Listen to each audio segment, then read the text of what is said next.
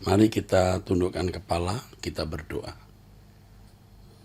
Bapa di dalam surga, betapa mulia Engkau, betapa agung dan besar nama-Mu.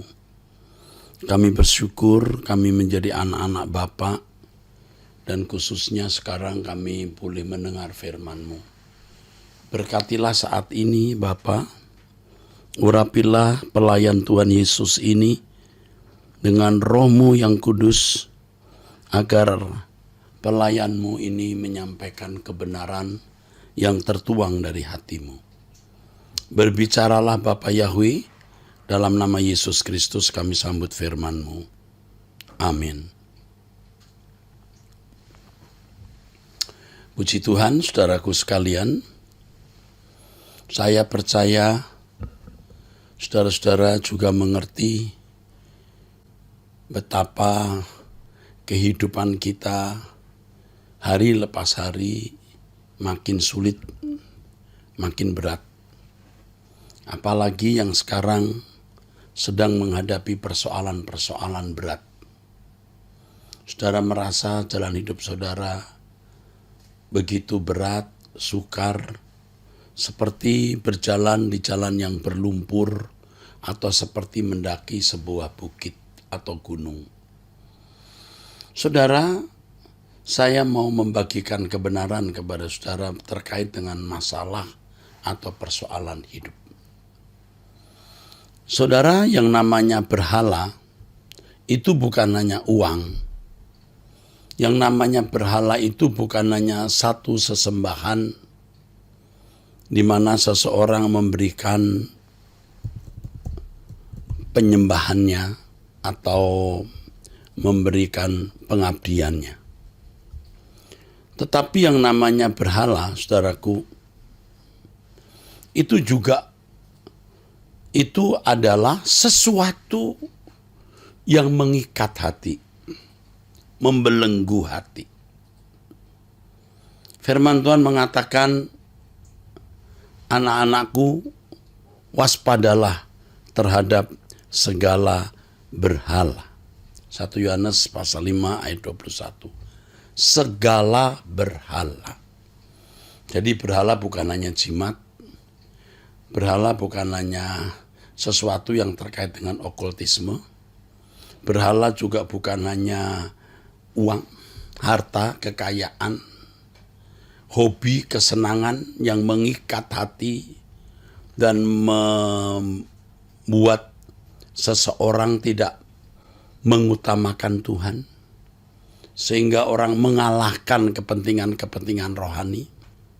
Bukan hanya itu.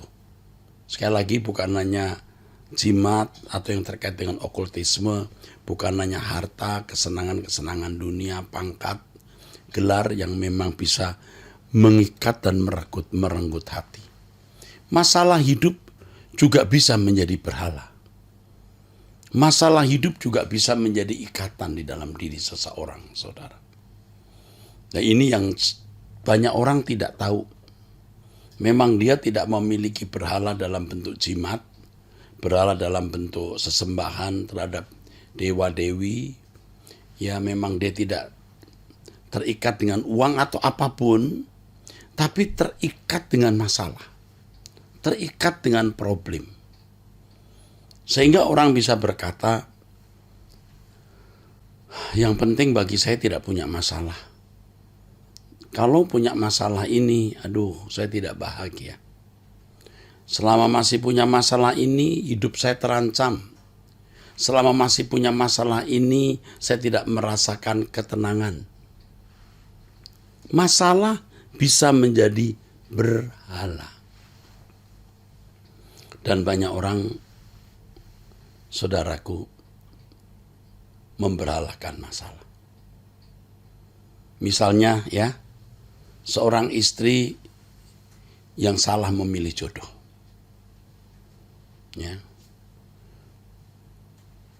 Suaminya jahat, berkhianat, menyiksa, KDRT, tidak bertanggung jawab. Ini masalah. Masalah ini menyakitkan sekali, saudara. Pada waktu masih remaja, belum menikah, memimpikan kehidupan yang bahagia, memimpikan sebuah pernikahan yang bahagia, memimpikan seorang pria yang membuat kewanitaannya berbunga-bunga seindah-indahnya dengan memberikan anak dan rumah tangga yang dia nikmati bak surga. Tetapi kenyataannya terbalik. Suaminya bukan saja tidak memberi kebahagiaan, tapi memberi penderitaan. Ini menyakitkan, dan dalam Anda bertanya Alkitab menjawab, dalam acara atau program ABAM, Anda bertanya Alkitab menjawab, saya sering menemukan kasus itu. Dan kasus itu termasuk dominan. Menjadi masalah dalam perbincangan di ABAM. Juga dalam konseling-konseling dan aduan-aduan masalah jemaat kepada kami, krisis center, khususnya untuk ibu-ibu, ini masalah yang dominan. Itu menyakitkan sekali, saudara. Tetapi Tuhan menghendaki agar hati kita tetap terikat dengan Tuhan, lebih terikat dari apapun dan siapapun. Jadi kalau saudara menghadapi masalah ini, saudara harus tetap mengikatkan hati dengan Tuhan. Kalau saudara tetap mengikatkan hati saudara dengan masalah ini, yang di dalamnya ada kekecewaan, kepahitan, dendam, dan lain sebagainya, ini bisa menjadi kanker, bisa menjadi tumor, bisa merusak enzim-enzim positif di dalam diri saudara. Bisa membuat saudara mati muda, saudara. Jadi sebaiknya atau seharusnya Anda tidak memberhalakan masalah. Karena masalah itu sudah terjadi. Waktu tidak bisa ditarik ke belakang. Kalau seandainya bisa ditarik ke belakang, saudara tidak akan memilih pria itu sebagai pasangan hidupmu. Kau pikir dia pendekar, tapi ternyata penjahat. Ya, kalau waktu bisa ditarik ke belakang, saudara bahkan mungkin memilih tidak menikah. Tetapi waktu tidak bisa ditarik ke belakang, ya, kita harus menjalani hidup hari ini. So kita tidak bisa menghindarinya. Marilah kita menjadi dewasa dan matang, menjadi manusia yang bertanggung jawab, berani memikul resiko dari pilihan dan keputusan kita. Jangan menyalahkan Tuhan dengan berkata, Tuhan, mengapa Engkau berikan aku jodoh seperti ini? Jangan menyalahkan Tuhan karena itu keputusan dan pilihan saudara. Kalau seandainya waktu itu saudara mendengar suara Tuhan, dan Tuhan berkata, jangan menikah dengan pria itu. Mungkin Anda berkata, mengapa aku tidak boleh menikah dengan pria itu? Sekarang setelah menikah, jangan lalu saudara berkata, mengapa Tuhan menikahkan aku dengan pria itu? Engkau yang memilih. Jadi keadaan sudah seperti ini, ayo kita dewasa, berani bertanggung jawab, memikul buah atau hasil dari keputusan dan pilihan kita. Kita tidak bisa menarik mundur waktu, ya. Jadi mari kita menghadapinya. Kita percaya bahwa Anda masih sanggup memikul beban ini. Jangan berkata, aku tidak sanggup Tuhan. Kalau Anda tidak sanggup, Tuhan mendampingimu sehingga Engkau sanggup. Jadi yang pertama, kita harus menerima realitas ini. Ya, mungkin saudara berkata, aku seperti hidup di dunia asing. Mengapa terjadi ini? Mengapa demikian? Jangan berpikir demikian. Itu tidak dewasa. Terimalah kenyataan ini dengan ucapan syukur. Artinya, di dalam persoalan ini pasti ada berkat kekal yang saudara terima. Bagaimana kita tidak memberhalakan masalah Yang pertama, kalau kita mau belajar bertanggung jawab atas setiap keputusan dan pilihan kita. Yang kedua, kita harus percaya di balik kejadian hidup yang kita alami ada berkat kekal di situ. Ada berkat abadi. Kalau masalah yang Anda alami, yang saudara alami bukan karena kesalahan, bukan karena keputusan dan pilihan saudara, tetapi karena orang jahat yang mengupayakan kejahatan itu, saudara tetap menerima itu sebagai sesuatu yang di dalamnya ada berkat kekal. Karena masalah hidup itu mendewasakan karakter kita, percayalah. Ya. Dan paling tidak dengan masalah tersebut, kita menghayati bahwa dunia ini bukan rumah kita. Supaya kita bisa memindahkan hati kita di kerajaan surga. Ya, ini satu contoh masalah. Masalah yang lain misalnya anak yang tidak berbakti. Anak yang memilih pasangan hidup suka-suka sendiri. Lalu kemudian melupakan orang tua. Seakan-akan tidak pernah memiliki papa mama. Seakan-akan tidak pernah dirawat orang tua. Tidak membalas kebaikan orang tua, bahkan tidak menghormati. Atau kasarnya mendurhaka. Sebagai orang tua, saudara, jangan merasa kecewa sehingga menyalahkan Tuhan. Mengapa aku punya anak seperti ini, Tuhan? Seperti yang tadi telah saya kemukakan, kita tidak bisa menarik kembali waktu. Kalau waktu bisa ditarik kembali, Anda mungkin berkata, lebih baik tidak punya anak. Aku akan menghindarkan anakku dari masalah ini. Tapi semua sudah terjadi.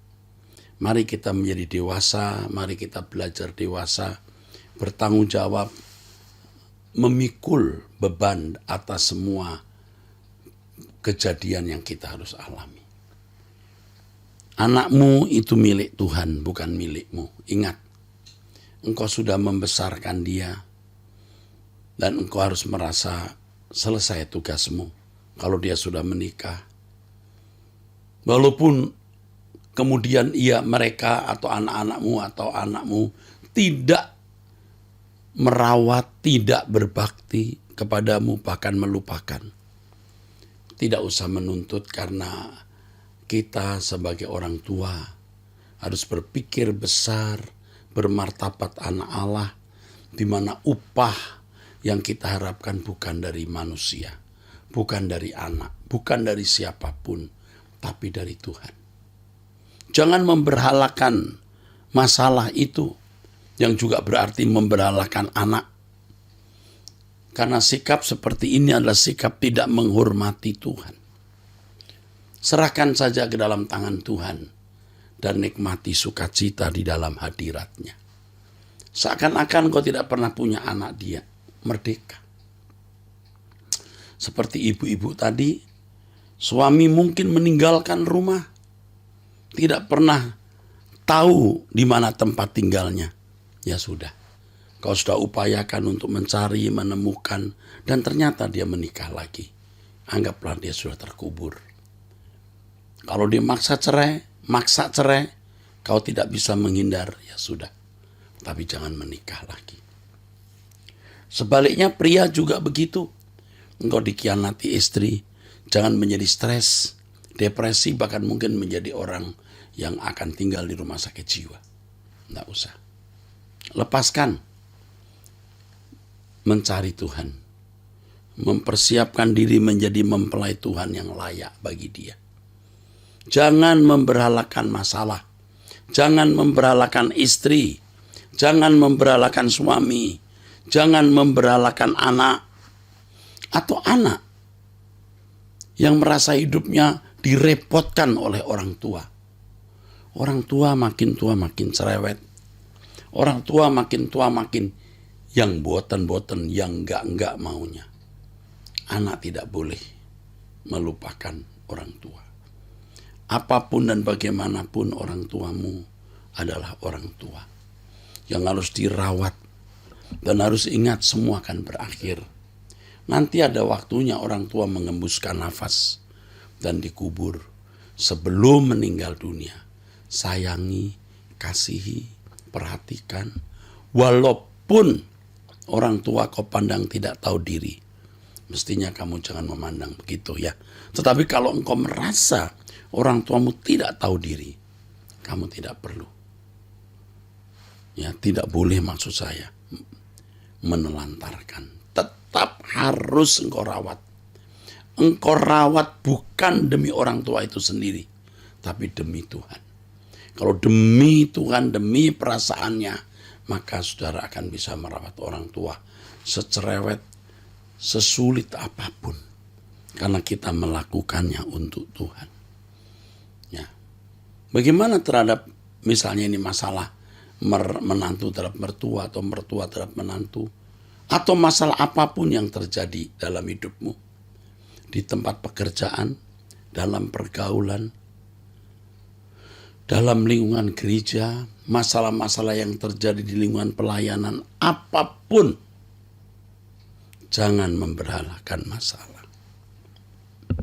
Mungkin di kantor, saudara mau disingkirkan. Tetap diam dan bertahan di situ.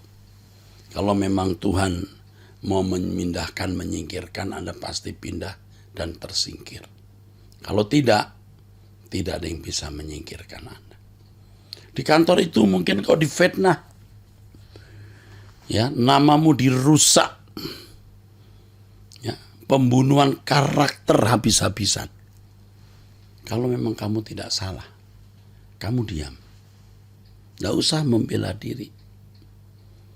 Kalau memang kamu benar, Tuhan akan membela.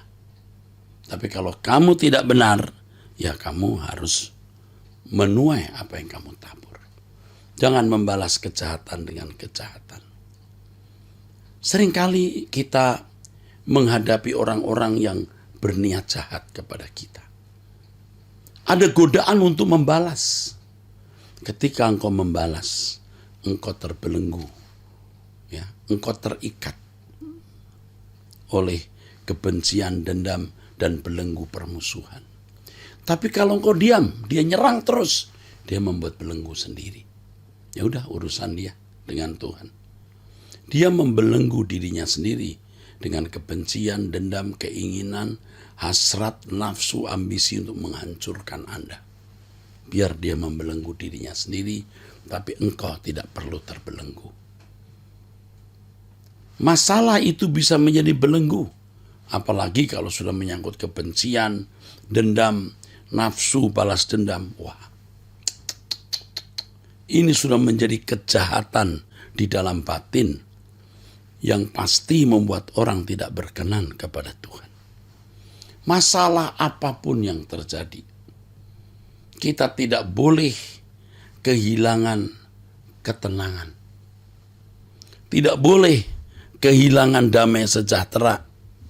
Apapun yang terjadi di dalam hidup kita, kita tidak boleh kehilangan ketenangan. Apapun yang terjadi, firman Tuhan mengatakan, ya, kuasailah dirimu dan jadilah tenang supaya kamu dapat berdoa. Saudara, memang biasanya kalau orang ada persoalan, dia datang ke Tuhan. Apalagi kalau persoalannya sudah tidak bisa dia tanggulangi, tidak bisa diatasi, ya sudah give up, putus asa, ya biasanya datang ke Tuhan. Nggak salah sih. Tetapi kalau datang ke Tuhan hanya ngomongin masalah itu terus, itu memberhalakan masalah. Saudara bisa menyerahkan masalah saudara kepada Tuhan dan percaya bahwa Tuhan Maha Kuasa. Percaya bahwa Tuhan peduli, percaya bahwa Tuhan campur tangan, percaya bahwa Tuhan pasti menolong pada waktunya, membuka jalan pada waktunya. Serahkan dalam tangan Tuhan. Saya pernah mendapat pertanyaan, saya kira bukan sekali, ya saya kira lebih dari sekali. Pak, apakah saya harus tetap mendoakan hal ini? Misalnya suami pergi yang belum pulang, atau anak yang berbuat demikian, yang menyakiti orang tua. Oh, boleh mendoakan, tapi jangan terus-menerus. sekali, 2 kali, 3 kali serahkan dalam tangan Tuhan, sudah. Jangan coba-coba mengatur Tuhan. Nah, seringkali orang terus mempersoalkan hal itu di hadapan Tuhan, memperkarakan masalahnya itu di hadapan Tuhan. Ya tentu dengan tujuan agar Tuhan mengabulkan doanya. Padahal Tuhan memiliki kebijaksanaan untuk menyelesaikan masalah. Misalnya saudara menganggur, saudara mencari pekerjaan. Pasti toh, tidak boleh hanya berdoa, juga berusaha. Datang kepada Tuhan dan membawa persoalan saudara. Tuhan, aku mau bekerja. Besok datang lagi, Tuhan bagaimana pekerjaanku? Lalu ketiga masih membicarakan. Jangan setiap kali doa, nanti berikutnya selalu bicara soal pekerjaan. Usahakan pekerjaan, lamar sana, lamar sini. Usahakan, lalu dalam tangan Tuhan serahkan. Masalah yang lain juga begitu. Doakan. Tapi jangan terus membicarakan hal itu dalam doa. Kalau saudara misalnya tergerak untuk membicarakannya, saudara minta hikmat Tuhan. Bagaimana sikapku terhadap hal ini Tuhan? Karena kasus itu kan memang bisa berubah. Kasus bisa berubah. Dan seiring dengan berubahnya kasus tersebut, kita minta petunjuk bimbingan Tuhan. Apa yang harus saya lakukan dengan kondisi ini Tuhan? Itu maksudnya. Tapi jangan terus mendesak Tuhan untuk segera menyelesaikan masalah tersebut. Setiap kali datang meratapi masalah itu, ya dengan skenario di dalam pikiran agar Tuhan memenuhi, mengabulkan keinginannya yang ada dalam pikirannya. Ini sudah bentuk sikap mengatur Tuhan. Tidak boleh begitu. Itu memberhalakan masalah. Mestinya kalau kita bertumbuh dewasa, kita berkata, apapun yang terjadi Tuhan, aku kehilangan apapun, aku mengasihi Engkau. Aku mencintai Engkau. Cintaku tidak kurang kepadamu, bahkan bertambah-tambah. Apapun yang terjadi Tuhan, aku tidak kehilangan keselamatan. Proses keselamatan tetap berlangsung dalam hidupku. Aku makin hari makin sempurna, makin hari makin kudus, makin hari makin tidak bercacat, tidak bercela, makin hari makin berkenan di hadapan Tuhan. Jadi saudara-saudaraku, dengan sikap itu kita tidak memberhalakan masalah. Sampai pada titik tertentu kita tidak minta Tuhan menyelesaikan masalah kita. Kita hanya berkata, jadilah kehendak-Mu, bukan kehendak-Ku. Apakah masalah ini akan terus berlangsung, terus atau berhenti? Akan surut atau tambah besar? Terserah Tuhan yang Maha Kuasa. Tapi beri aku sikap yang benar dalam menghadapi masalah ini. Agar cintaku kepada Tuhan tidak kurang, tapi bertambah. Agar proses keselamatan dalam diriku tidak gagal, tidak terganggu, tapi aku makin sempurna dan makin sempurna dan makin sempurna. Saudara, orang-orang Kristen yang dewasa akan pada satu titik berkata, tidak ada yang kuingini Tuhan selain Engkau saja. Sekalipun dagingku dan hatiku habis lenyap, gunung batuku dan bagianku tetaplah Allah selama-lamanya. Saudara, saya bukan tidak punya masalah. Saya juga punya masalah, saudara.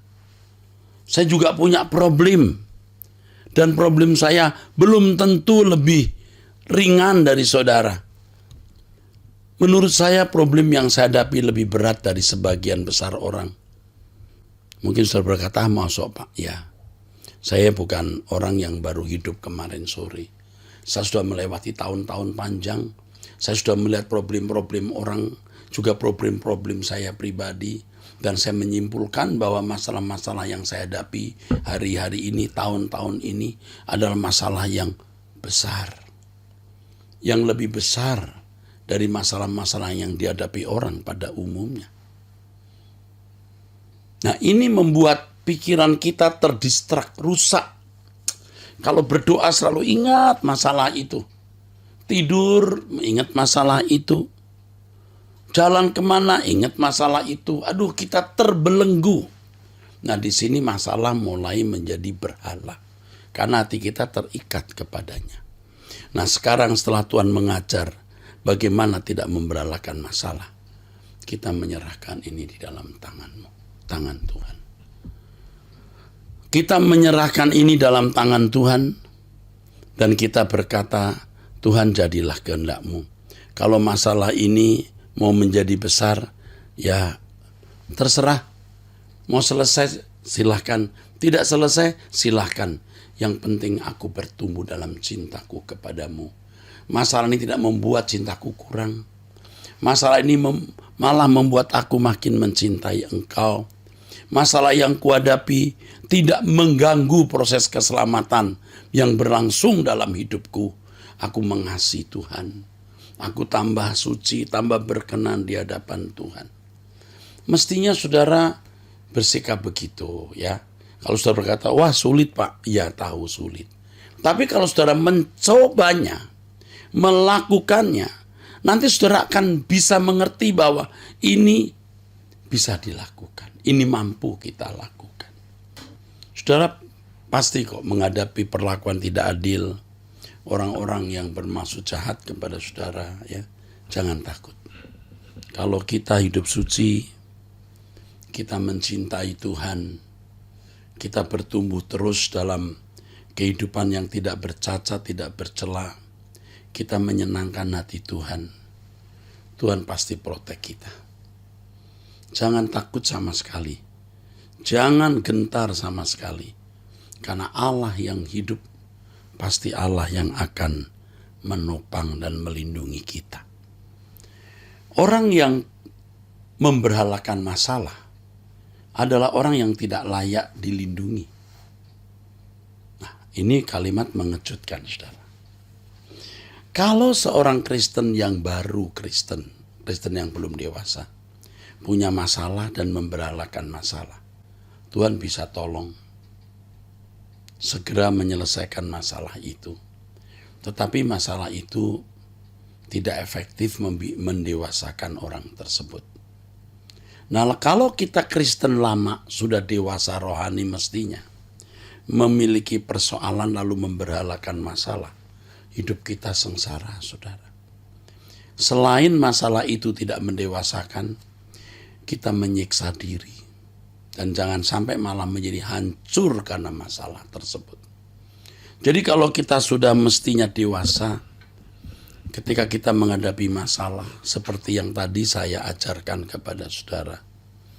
Saudara, ya, jangan bersungut-sungut dan marah kepada Tuhan. Bahkan saudara, jangan memaksa Tuhan menyelesaikan masalah saudara. Seperti yang ada dalam skenario hidupmu. Serahkan dalam tangan Tuhan. Tuhan cakap, Tuhan berkuasa untuk menyelesaikan masalah kita ya, dengan sempurna, akhirnya mendewasakan kita. Tidak mungkin masalah yang kita hadapi itu tidak ada ujungnya. Kalau Anda mau, Anda boleh seperti menantang Tuhan, tapi menantang positif. Seperti gini loh, kalau kita kepada orang tua gini, Papa, Mama mau apa? Papa, Mama mau minta apa? Mau jalan-jalan, mau beli kendaraan, nantang. Tapi nantang yang positif. Nantang yang baik. Oh, luar biasa ya, nantang kok baik. Ya ini begini maksudnya. Kepada Tuhan juga begitu. Tuhan, apa yang kau kehendaki dalam hidupku, di dalam dan melalui masalah ini. Silahkan Tuhan. Silahkan Tuhan kerjakan. Aku menurut saja. Apa yang Tuhan kehendaki harus kujalani atau kualami. Aku menyerah saja. Asal Tuhan senang. Wah, itu menantang yang positif. Pokoknya aku berserah. Ya. Dan seperti pujian yang tadi saya nyanyikan, itu berkat abadi. Kalaupun aku harus jatuh, hancur, jatuh di genggammu. Aduh. Wow, ya. Ini kebenaran, ini suara kebenaran. Ya. Saya bukan pendeta yang gampangan mendoakan supaya masalahmu selesai. Ya, saya juga mendoakan saudara supaya masalah saudara selesai. Tetapi lebih dari itu, saya mengajarkan agar saudara menemukan berkat kekal, berkat abadi di balik masalah-masalah hidup saudara. Ya, jangan memberhalakan masalah. Karena dengan memberhalakan masalah, ada Allah di samping Allah Bapa. Ilah lain itu tidak menghormati Tuhan. Tidak menghargai Tuhan. Bagaimana layak dilindungi Tuhan, saudaraku? Tadi sudah saya katakan kalau orang Kristen yang baru mungkin segera akan ditolong. Tetapi masalah itu tidak membuat dia dewasa. Kalau sudah menjadi dewasa, punya masalah, masih saja mau ngatur Tuhan, maksa Tuhan. Wah, yang terjadi apa, saudara? Masalah itu tidak membuat saudara dewasa dan masalah itu bisa malah menghancurkan saudara. Karena saudara tidak menghormati Tuhan. Sekarang saudaraku, mungkin Anda sedang tidak memiliki masalah. Tapi saudara berkata, Tuhan pegang tanganku. Sertai aku Tuhan, kalaupun aku harus menghadapi masalah ke depan, ajar aku bersikap benar. Jadi apapun yang terjadi, kita tidak anggap itu sebagai beban yang mencuri pikiran, perasaan, perhatianmu. Apapun yang terjadi, itu membuat saudara lebih mengasihi Allah. Membuat saudara lebih bertumbuh hidup suci, lebih bertumbuh hidup tidak bercacat, tidak bercela. Nah, itu indah, saudaraku. Saudara, jadi apa yang saya bagikan ini akan menjadi kekuatan. Walaupun ini sebenarnya hanya untuk orang Kristen yang dewasa. Kalau tidak dewasa, sulit, saudara. Ya, biasanya Tuhan itu kan menjadi objek tempat orang memiliki pertolongan, jalan keluar, ya gitu ya, saudara. Tapi kini sekarang dari khotbah ini, Tuhan menjadi majikan, menjadi Tuhan. Ya, Tuhan menjadi majikan, menjadi Tuhan kita.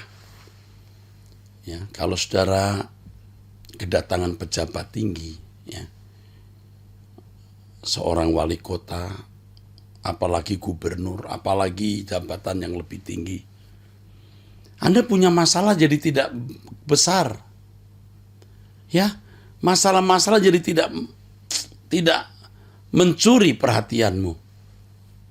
Demikian pula kalau kita berurusan dengan Tuhan. Kalau kita berurusan dengan Tuhan, saudara, masalah-masalah kita menjadi tidak ada artinya sama sekali. Karena Allah yang besar, Allah yang layak kita puji, kita muliakan, kita agungkan. Jadi firman Tuhan yang mengatakan jangan ada padamu Allah lain di hadapanku, di situ termasuk pengertian. Jangan memberhalakan masalah. Jangan memberhalakan masalah. Orang yang memberhalakan masalah adalah orang yang tidak bisa memuliakan Tuhan. Tidak bisa menyembah Tuhan. Bagaimana orang bisa memuliakan Tuhan atau menyembah Tuhan sementara hatinya terikat dengan sesuatu, dalam hal ini masalah. Zaman purba, ya, zaman Alkitab Perjanjian Lama, di dalam kebiasaan negara-negara atau bangsa-bangsa kafir, menghadap raja dengan muka muram itu hukumannya bisa mati, saudara. Karena dianggap tidak menghormati.